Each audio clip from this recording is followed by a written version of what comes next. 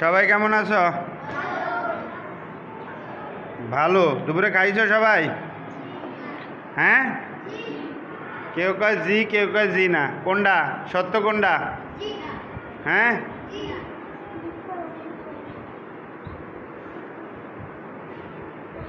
আমাদের পড়া ছিল হচ্ছে, এর আগে পড়া ছিল কি দেশপ্রেম। কি পড়া ছিল? আজকে পড়বো আমরা হচ্ছে ক্ষমা। আজকে কি পড়বো? ক্ষমা। ক্ষমা আল্লাহ তাআলার একটি বিশেষ গুণ। ক্ষমা কি? ক্ষমা কি? মানুষ ভুল করে, আমরা ভুল করি না? আমরা প্রতিনিয়ত ভুল করি। আল্লাহর যে হুকুম আহকাম এগুলো কি আমরা মানি সঠিকভাবে? সঠিকভাবে মানি না। পাঁচ ওয়াক্ত নামাজ পড়ার কথা বলা হয়েছে, আমরা কি 5 ওয়াক্ত নামাজ পড়ি? এমন দিন যায় 1 ওয়াক্ত নামাজও পড়ি না। হারাম হালাল বাসি না, যা পাইছি তাই খেয়া বলাই নাকি? অন্যায় করে, অন্যায় গুনাহ করে। মানুষ অন্যায় অপরাধ করার পর যদি অনুতপ্ত হয়, মানুষ অন্যায় অপরাধ করার পরে যদি অনুতপ্ত হয় তাহলে আল্লাহ নিজ গুণে অনুতপ্ত ব্যক্তিকে ক্ষমা করে দেন। আমরা অন্যায় করছি, অপরাধ করছি, আল্লাহর নাফরমানি করছি, আর এটা যদি আমরা অনুতপ্ত হই, খাস দিলে তওবা করি, খাস দিলে কি করি আমরা? খাস দিলে তওবা করি, আল্লাহ নিজ গুণে তাকে কি করে? আল্লাহ নিজ গুণে কি করে? তাকে ক্ষমা করে দেন। যদি তিনি মানুষের অপরাধ গুনাহ ক্ষমা না করতেন তাহলে কোনো গুনাহগার ব্যক্তি তার শাস্তি থেকে রেহাই পেত না। আল্লাহ ক্ষমা পছন্দ করেন। আল্লাহ কি করেন? আল্লাহ কি করেন? আল্লাহ ক্ষমাশীল। তিনি যেমন মানুষকে ক্ষমা করে দেন, তেমনি মানুষের কর্তব্য অন্য অপরাধীকে ক্ষমা করে দেওয়া। এখন যে আমাদেরকে সৃষ্টি করছে, লালন পালন করছে, আমাদের রিজিকের ফয়সালা করছে, আমাদের জান্নাত জাহান্নামের ফয়সালা করছে, তিনি যদি আমাদের এত অন্যায়, আমরা যদি এত নাফরমানির পরেও তিনি আমাদেরকে ক্ষমা করেন, আমরা মানুষ হিসাবে মানুষকে কি করা উচিত? কি করা উচিত? তোমার সাথে একজনে অন্যায় করছে, সে ভুলে করুক আর সজ্ঞানে করুক, সে অন্যায় করছে, তুমি কি করা উচিত? তুমি তাকে ক্ষমা করে দেওয়া উচিত নাকি? যেহেতু মহান আল্লাহ তাআলাই আমাদেরকে ক্ষমা করে দিছেন, তো আমরা তার বান্দা হিসাবে আমরা আরেক বান্দাকে কি করা উচিত? ক্ষমা করে দেওয়া উচিত। আল্লাহ বলেন, যারা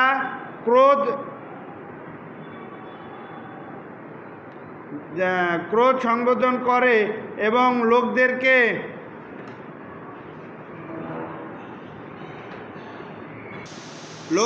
ক্ষমা করেন, এরূপ নেক বান্দাদের আল্লাহ ভালোবাসেন। যে তার নিজের গোচ্ছাকে নিয়ন্ত্রণ করতে পারে, তার ক্ষোভে নিয়ন্ত্রণ করতে পারে, তাকে আল্লাহ অনেক ভালোবাসেন। ক্ষমা করা মানুষের নৈতিক দায়িত্ব। ক্ষমা করা কি মানুষের? ক্ষমা করা কি মানুষের? ক্ষমা করা মানুষের নৈতিক দায়িত্ব। যার মন উদার, মানুষের জন্য যার দয়া মায়া বেশি, যে রাগ দমন করতে পারে সেই ক্ষমাশীল। যে রাগ দমন করতে পারে সেই ক্ষমাশীল। যে রাগ দমন করতে পারে সে কি? যে রাগ দমন করতে পারে সে কি? ক্ষমাশীল। ক্ষমাশীল ব্যক্তিকে সকলেই ভালোবাসেন। ক্ষমাশীল ব্যক্তিকে কে ভালোবাসেন? ক্ষমাশীল ব্যক্তিকে কে ভালোবাসেন? সবাই ভালোবাসেন। এই ধরনের লোকদের জন্য আল্লাহ পুরস্কারের ঘোষণা করেছেন। আর যে মানুষ মানুষ হয়ে মানুষকে ক্ষমা করবে, আল্লাহ তার জন্য কি করেছেন? কি করেছেন? আল্লাহ পুরস্কার কি করেছেন? আল্লাহ পুরস্কার ঘোষণা করেছেন। যে ক্ষমা করলো, ঝগড়া বিবাদ মীমাংসা করে দিল, তার জন্য আল্লাহর কাছে পুরস্কার রয়েছে। এখন দুইজনের মধ্যে ঝগড়া বাজলো, তুমি যদি যায় সেইখানে ঝগড়াটা মীমাংসা করে দাও, আল্লাহ তাআলা কি করবো? তোমাকে একটা পুরস্কারে দিতে পারে নাকি? একটি আদর্শ কাহিনী। দেখো তোমাদের বইতে আছে একটি আদর্শ কাহিনী। কি আছে? একটি আদর্শ কাহিনী।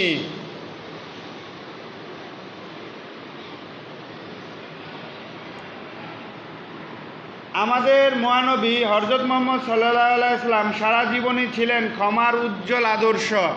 আমাদের মহানবী হযরত মুহাম্মদ সাল্লাল্লাহু আলাইহি ওয়াসাল্লাম ছিলেন কি? একজন ক্ষমার উজ্জ্বল আদর্শ। একজন ক্ষমার কি? উজ্জ্বল আদর্শ। তিনি ছিলেন মানব জাতির পরম বন্ধু। তিনি কি ছিলেন? তিনি কি ছিলেন? কাফেররা তার উপর নির্মম অত্যাচার করতেন। কাফেররা কি করতেন তার উপরে? কাফেররা তার উপরে নির্মম অত্যাচার করতেন। নির্মম অত্যাচার করতেন। তাকে মক্কা ছাড়তেও বাধ্য করলো। কাফেররা তাকে অত্যাচার তো করছেই, এবং তার স্বদেশ ভূমি কাফেররা মক্কাকেও ছাড়তে বাধ্য করেছেন। মক্কাকেও ছাড়তে বাধ্য করেছেন। তিনি আল্লাহর নির্দেশে জীবন রক্ষার্থে এবং ইসলাম প্রচারের জন্য তায়েফ গমন করেন। তায়েফে গমন করলেন। তার সাথে ছিলেন পালিত পুত্র কে? কে ছিলেন? তায়েফবাসী তার ইসলাম প্রচার শুনল না। তায়েফবাসী তার ইসলাম প্রচার তায়েফবাসী তার ইসলাম প্রচার তায়েফবাসী তার ইসলাম প্রচার শুনল না। তারা তাকে লাঞ্ছিত করলো। তারা পাথরের আঘাতে তাকে এবং যায়েদ রাদিয়াল্লাহু তাআলা আনহুকে রক্তাক্ত করলেন। যায়েদ কে ছিল? জোরে বলো। হযরত মুহাম্মদ সাল্লাল্লাহু আলাইহি ওয়াসাল্লামের পালিত পুত্র ছিলেন।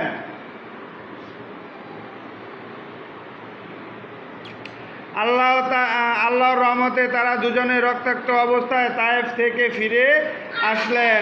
কিন্তু তবুও দয়ার নবী হযরত মুহাম্মদ সাল্লাল্লাহু আলাইহি ওয়াসাল্লাম তায়েফবাসীদের জন্য বদদোয়া করলেন না।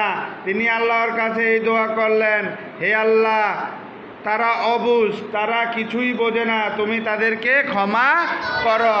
তারা অবুঝ, তারা কিছু বোঝে না, তুমি তাদেরকে ক্ষমা করো। কাদের কথা বলছেন? কাদের কথা বলেছেন? তায়েফবাসীদের কথা বলেছেন। কারণ তায়েফবাসীরা হযরত মুহাম্মদ সাল্লাল্লাহু আলাইহি ওয়াসাল্লামকে রক্তাক্ত করছেন এবং বিভিন্নভাবে অত্যাচার করছেন তাকে এবং তার পালিত পুত্র যায়েদ রাদিয়াল্লাহু তাআলা আনহুকে। তারপরেও তিনি কি করলেন? আল্লাহর কাছে দোয়া করলেন, তারা অবুঝ, তারা কিছু বোঝে না, তুমি তাদেরকে ক্ষমা করে দাও। কোন এলাকার মানুষের কথা বলা হয়েছে? তায়েফবাসীদের কথা বলেছেন। কে বলেছেন? মহানবী হযরত মুহাম্মদ সাল্লাল্লাহু আলাইহি ওয়াসাল্লাম তার প্রাণের শত্রুদের হাতের মুঠোয় পেয়েও কোনোদিন তাদের ওপর প্রতিশোধ নেননি। হযরত মুহাম্মদ সাল্লাল্লাহু আলাইহি ওয়াসাল্লামের প্রাণের শত্রু মানে কি? যে শত্রুরা তার প্রাণ নিতে পারত, এক নিমিষে তাকে হত্যা করতে পারত, তাদেরকে হাতের মুঠায় পেয়েও তিনি কি করলেন? তাদেরকে ক্ষমা করে দিলেন। তাদের কোনো ক্ষতি করলেন না এবং প্রতিশোধ নিলেন না। তিনি হাসি মুখে তাদেরকে ক্ষমা করে দিয়েছিলেন।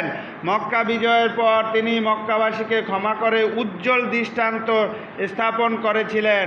মহানবী হযরত মুহাম্মদ সাল্লাল্লাহু আলাইহি ওয়াসাল্লামের প্রেম ও ক্ষমার আদর্শে মুগ্ধ হয়ে মক্কাবাসী স্বেচ্ছায় দলে দলে ইসলাম গ্রহণ করেছিলেন। এভাবেই মহানবী হযরত মুহাম্মদ সাল্লাল্লাহু আলাইহি ওয়াসাল্লামের ক্ষমার আদর্শের কি লেখছে এখানে? কি লেখা এখানে?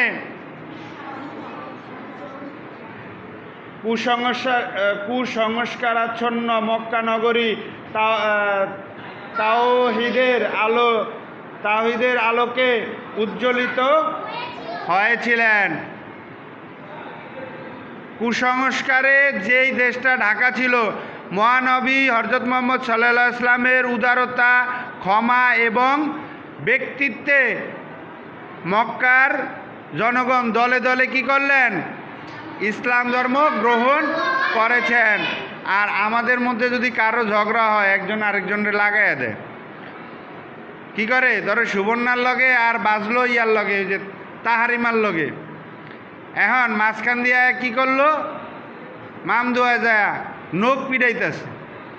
এটা কি ঠিক করলো?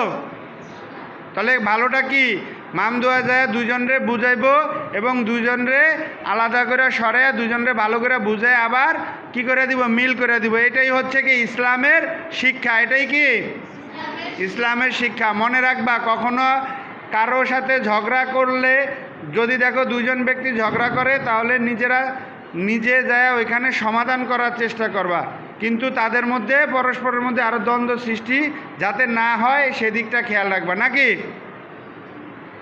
এখন হচ্ছে তোমরা এটা পড়বা, এটা এখন এখানে বসে পড়বা। আমি তোমাদেরকে ছোটোখাটো প্রশ্ন করব। শুরু করো আঙুল দিয়ে। সবার সামনে বই আছে না? বই আছে? হ্যাঁ, শুরু করো, জোরে জোরে শুরু করো।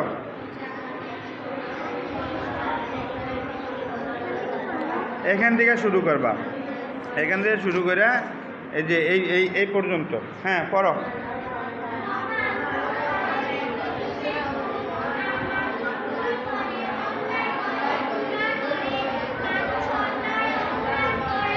যারা আপনারা আমাদের প্রাথমিক শিক্ষার খুঁটিনাটি চ্যানেলের আজকে পঞ্চম শ্রেণীর ইসলাম ও নৈতিক শিক্ষার ক্লাসটি দেখতেছেন, সবাইকে শুভেচ্ছা অভিনন্দন। যারা আমাদের চ্যানেলটি সাবস্ক্রাইব করেছেন তাদেরকে অভিনন্দন এবং শুভেচ্ছা। যারা আমাদের সাথে নতুন যুক্ত হয়েছেন, আমাদের ভিডিওটি দেখতেছেন, অবশ্যই চ্যানেলটিকে সাবস্ক্রাইব করবেন, বেল আইকন বাটনটি ক্লিক করবেন, যাতে পরবর্তী ক্লাসের ইনফরমেশন আপনি পেতে পারেন। এবং বেশি বেশি করে লাইক, কমেন্টস, শেয়ার করবেন এবং নিজেরাও দেখবেন, অন্যদেরকে দেখার সুযোগ করে দেবেন। বিশেষ করে আমাদের বিদ্যালয়তে আজকে যে সকল ছাত্রছাত্রী বৃষ্টিজনিত এবং অন্য সমস্যার কারণে উপস্থিত হতে পারে নাই, তারা অবশ্যই আমাদের ভিডিওটি দেখবা। শ্রেণী কার্যক্রমে কী পড়ানো হয়েছে সেটা বাসায় অনুশীলন করবা।